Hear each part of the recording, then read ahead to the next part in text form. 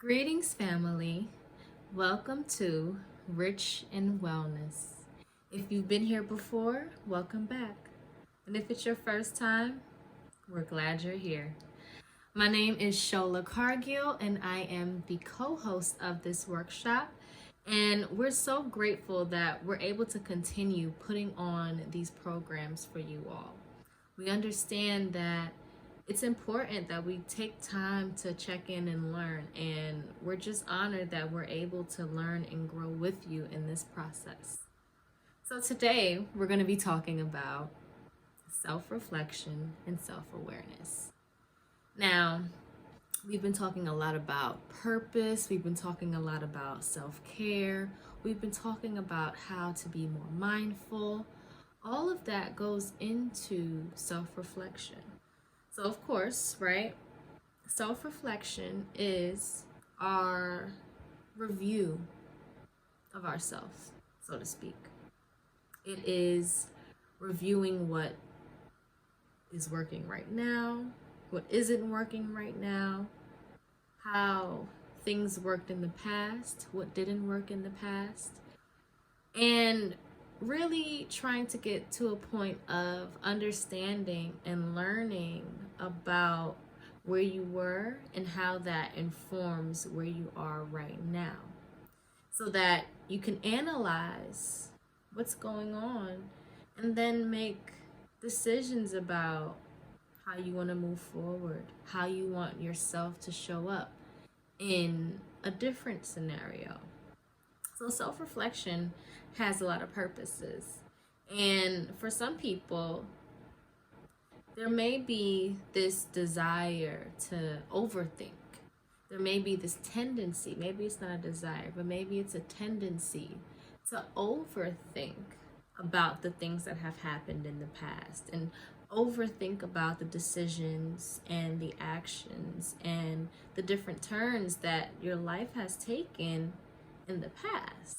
And again, it has an element of reflection because you're looking back.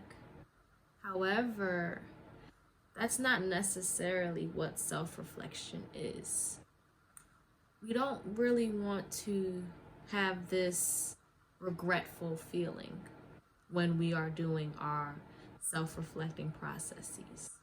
We don't want to feel like we should have done something another way in the past, right? We talk about moving through life and accepting where we are in the present moment. So reflecting also has an element of acceptance, but we'll talk about that later.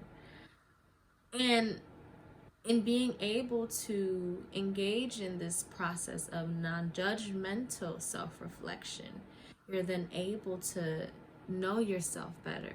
And like they always say, when you know better, you do better. And I'm not sure how many of you feel about that statement. And I'm also not sure how many of you take that statement to heart if you have positive feelings about it. Ultimately, though, it's this idea that through reflection, we learn who we are and how we got here. And so we are then empowered to step into who we are in this very moment, as well as, again, being able to make informed decisions about what we want to do later on down the line.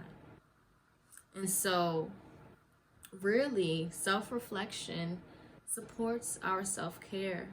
It supports our purpose.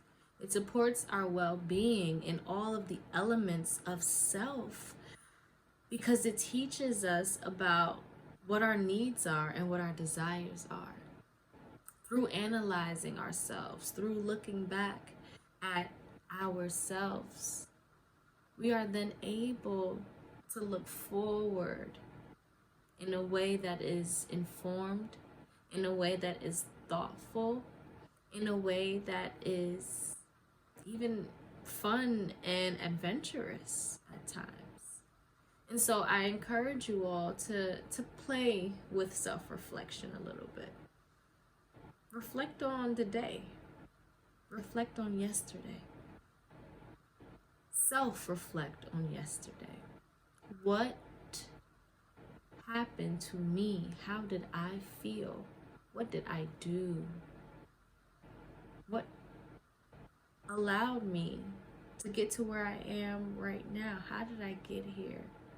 And really ask yourself those deep questions. And so, of course, for homework, right, a little bit more structured activity, what we're going to do is do something that's similar to a Johari window. If you have never heard of a Johari window, I encourage you to look it up, research it. However, the idea with this activity is that we're exploring the different parts of ourselves. So the first question is, who am I? That's the first question for self-reflection. Who are you? Who do you define yourself to be? What does that look like? Right? And so then the next question is, who do I want to be? So what are your aspirations? What are your goals? What are those future ideas about yourself that you have? What is it that you want? Okay? And then the next part is, who do others see me as?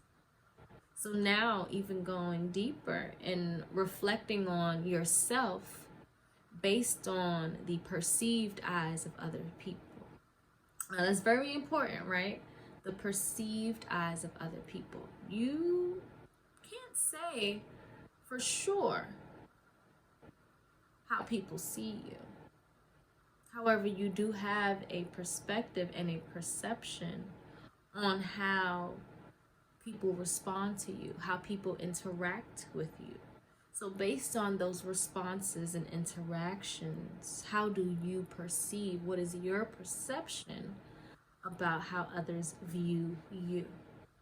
Okay? And then looking at all of those three elements, you're going to ask yourself one final question. Do I want any of these to change? And that's that point that we were talking about earlier about being informed and making decisions that are thoughtful and clear and based upon your real experiences. So now that you've gone through the process of defining who you see yourself as, defining who you want to be, and defining how other people see you, you then can say, well, am I okay with that, or do I want to change something? And you can then take the steps to change, or you can then take the steps to accept, if that's what you want. And again, we'll get into that a little bit later with more of the self. We'll get more into the different pieces of self-reflection and how it can support your journey down the line. So once again, we thank you so much for your support.